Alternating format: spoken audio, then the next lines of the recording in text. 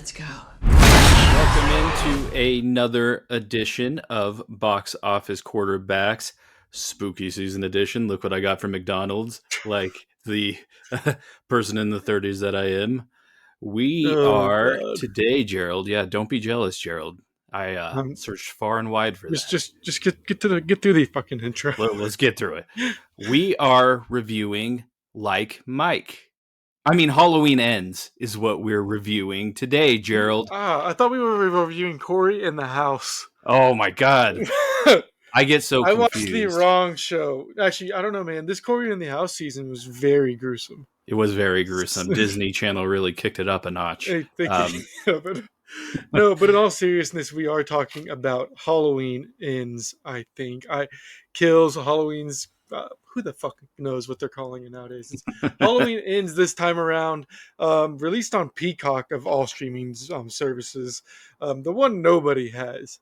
Like the same people who buy McDonald's well into their 30s, Hey, like the kids meals, I or the have people. Peacock for this movie.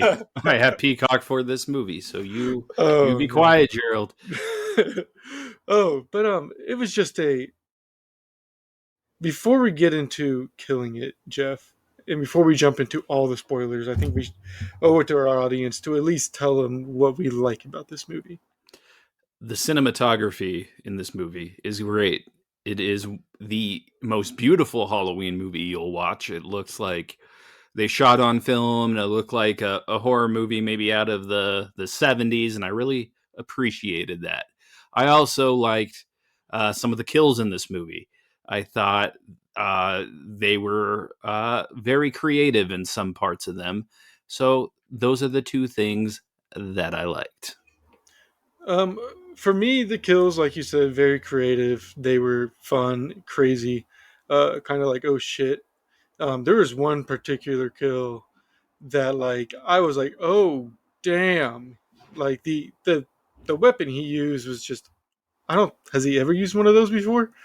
Um, I don't but think so. there was just that like you said the cinematography it felt like it was not a bad horror movie. Um, it was just half baked, I think, and half baked a little too late. Um, and I think now we can jump into it. I don't know why I'm still in the hosting duties from you. I'm an asshole. Hey, just like Corey stole some duties from Michael, Gerald is trying to do to me, which gets us into the review of this movie. Halloween Ends is set 4 years after Halloween Kills. We haven't seen Michael in 4 years. Laurie's living her best life, or as best of a life as she can, with her granddaughter, domestic bliss, all that fun stuff. And then uh, we open with our new main character, Corey Cunningham, babysitting in 2019, and he sets the plot in motion by accidentally kicking the kid that he's babysitting down like 4 flight of stairs. It And wasn't just down the stairs. No, it was the weirdest. Okay, and then like this is what got me. So like at the beginning of the movie, it shows those stairs, right? And I'm like, oh, somebody's falling down that damn thing, right? Like it's a you show a gun, it's gonna go off. Um, but it made the house look like it was 4 stories tall or some shit. why was that house Um, so big? It was the biggest but house then I've the ever seen. the outside of the house is a 2-story house. It's like a So damn like fun the house in kids there. should, but like the way it was, like in you, if you've seen the movie, you already know it's like almost a circular staircase. Yeah. So and it goes up like 2 flights, like Hogwarts style or some shit. I don't know, man, what their idea was there. But it kind of goes like I don't know, like almost like 3 flights, 4 flights. Whenever you look up it, it looks pretty big. Um, and this kid just like goes straight down, like he doesn't go down the stairs. That must be the narrowest hallway ever, too, because Corey kicks the door open, hits the kid. The kid falls over the railing of Yes. the stairs. Unless, I mean, he has the power of Michael Myers in him. So Yeah. that's maybe why the kick was so powerful. But I'm not entirely sure, Gerald. Anyway, Corey is now shunned by the community there in Haddonfield and is, you know, trying to live his life, working at the scrapyard with his stepdad. Eventually, he meets Laurie Strode, who introduces uh, him to her granddaughter Allison, and they kick off a romance. And then the first 30 minutes of this movie are interesting because it's more like a romantic drama than a Halloween movie. And it's a weird romantic drama because you would think that like this woman would realize bad signs considering the shit she's seen in this city. Um, and she just ignores every single one of them, even though she like then later like on like other scenes acknowledges certain signs. I don't know. It, It doesn't make a lot of sense, and it just it continues into a spiral of just romantic a rom com. You know what it turns into? It turns into Tell me. fucking Spider Man. It is Spider-Man. If Spider-Man was a If murderer. Spider Man was in the horror verse, this is Spider Man. His powers, instead of being like a spider, walking on walls and shit, he just scares the fuck out of you and stabs you. um, but like it is what it is. He's a shunned person or a nerd who is in love with this girl who's way out of his league, and she's given him the chance, and it's crazy. But he gets bullied and pushed to a point to where I guess he and metamorphosis happen. And in this movie's case, that metamorphosis is he goes into a sewer or gets dragged into a sewer after being bullied and pushed off a highway and By somehow band surviving geeks. by band geeks. And by the way, as Jeff mentioned in a text message, the bullies in this movie are all band geeks. So it makes it a little different too. Um, but he gets dragged into the sewer by Michael Myers, and when Michael's about to kill him, like he's choking him, through like a crack in the sewer pipe underneath Haddonfield because he's alive somehow. Um, I guess he transfers his powers into him, and all of a sudden Corey becomes Mike Jr. and is literally carrying out these kills for like the next 20 minutes of the fucking movie. And it's a very spider like when he's exiting the sewer, he even has this Spider-Man pose, like the kneel down with a knee up and a hand up here and a hand down on the other side of the, and like it's just a shadow in the moonlight, right? And I'm just like, holy fuck, it's Peter Parker. It is. It is evil Peter Parker. Evil Peter Parker, and it just continues that. And then So at some point, it switches from a Peter Parker movie into a Batman and Robin movie from Robin's point of view at the end of Batman's tenure. like, so yeah, so Corey and Michael are carrying out kills together. They go to the doctor's house where he's having whatever get together with the nurse, I guess. And did Corey like drive Michael there on the back of his motorcycle? Was Michael holding on the entire time? Because I want to know how they coordinated that. Because well, they didn't because he last time he saw Michael, he like beat the shit out of him and just stole his fucking mask. yeah, Like, and then like that's another thing about this movie is like it depowers Mike a lot for a large portion of it. he's in it for what, Gerald? You sent me 11 minutes. Yes, Was which that what in it was? fair was like 2 minutes longer than what in the original Halloween movie. Yeah, So like he gets a good amount of screen time. They just depower him for like 8 of those minutes. Because like Y- the first 8 of the time he's kind of showing Corey what to do and also just kind of sitting there taking the scraps of food Corey brings by. yeah, Like so but I mean like he and then the last 30 minutes of this film are the good part of this movie. yeah. Like credit where credit is due. The last 30 minutes, like Gerald said, are fantastic because you get the Laurie versus Michael fight that was all over the trailers. If you watched any of the trailers, that's the entire end of this movie. They I've never seen such a crazy bait and switch like I saw with this movie because we got no Corey in the trailers at all, and he was the entire movie. the plot was not what they were selling you. They were selling you the final showdown between Michael and Laurie, and you get that. And when you get it, it's good. And I guess we're kind of ditching our normal model here, where we're going to scenes, but like the best scene is the final fight when they're in that house and Laurie's like pushing the fridge onto Michael and stabbing all his hands down with the knives, and then you got Yeah, that funeral procession throughout the town of Haddonfield. All which that stuff is makes the great. most fucking sense that's ever made in any kind Yeah. of horror movie. That is like the most logical like thing anybody's ever done in a horror movie. Like, fuck the system, fuck burying him, fuck a gravestone. We're just gonna drive this man with everybody watching, ensuring he does not get up, Yeah. and then put him in a meat grinder.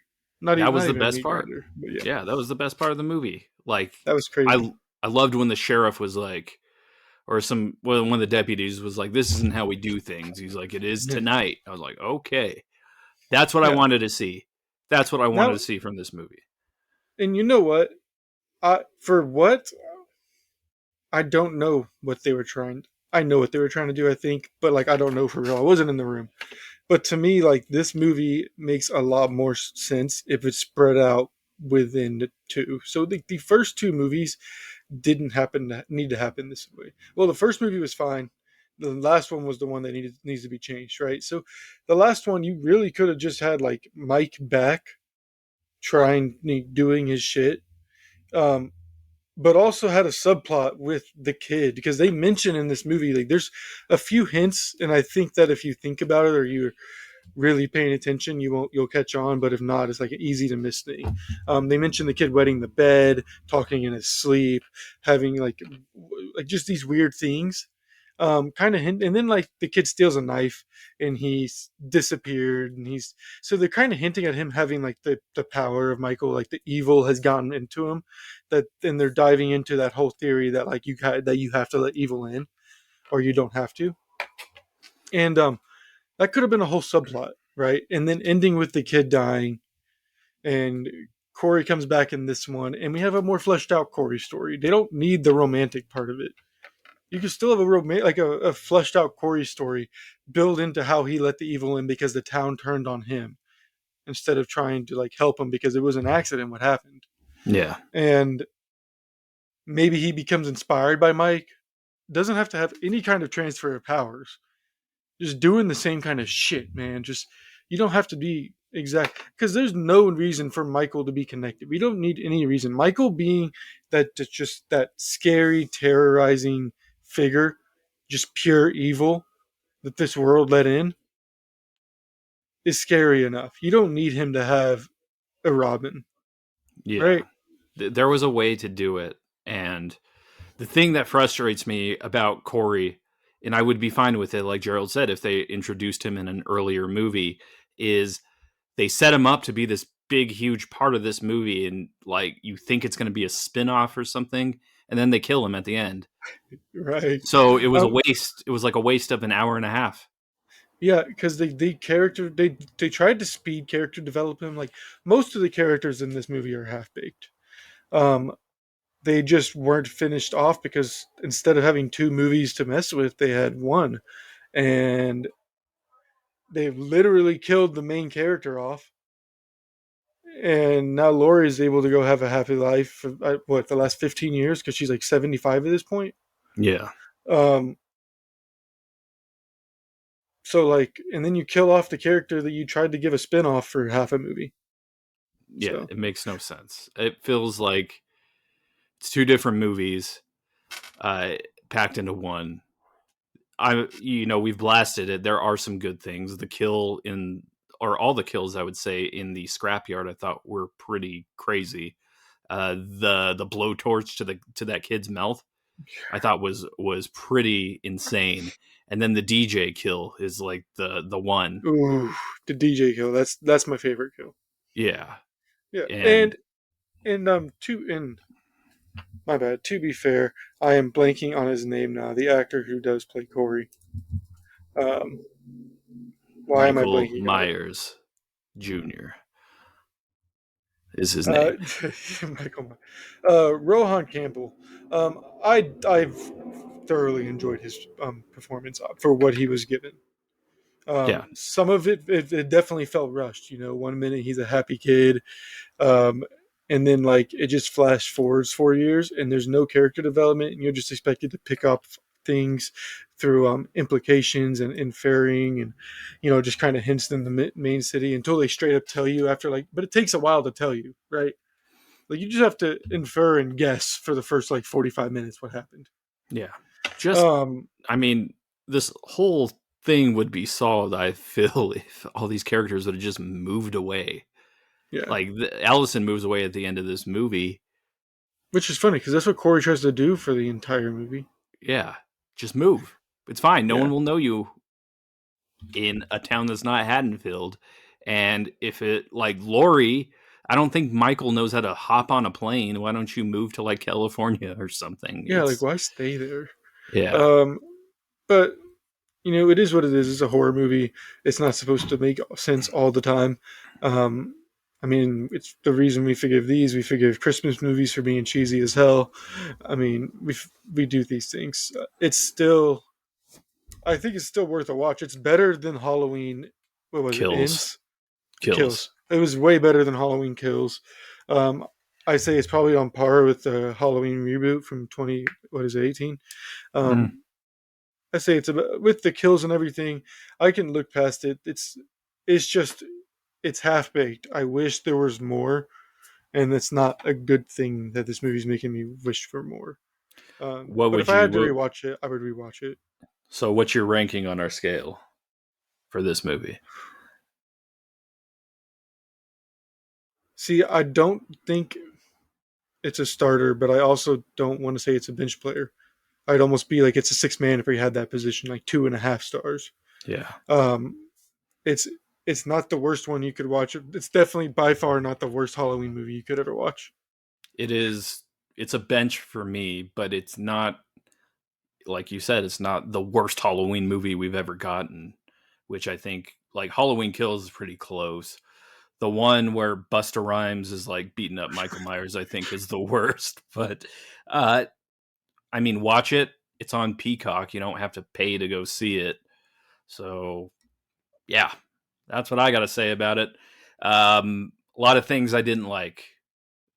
Hopefully, when Michael Myers comes back in 10, 15 years, because he's coming back, that we'll have a more clear direction on where these movies are going. Absolutely. Cool. All right. Well, that has been another edition of Box Office Quarterbacks Spooky Season Edition. We will be back very, very soon with an episode recapping season 1 or season 2 or 3. What are we on? Season 3 of Harley Quinn? It's Season season 3. 3 of Harley Quinn. Maybe season 1 and 2 too. I don't know. Follow us on Facebook, Twitter, Instagram, all that fun stuff. We'll see you guys very, very soon.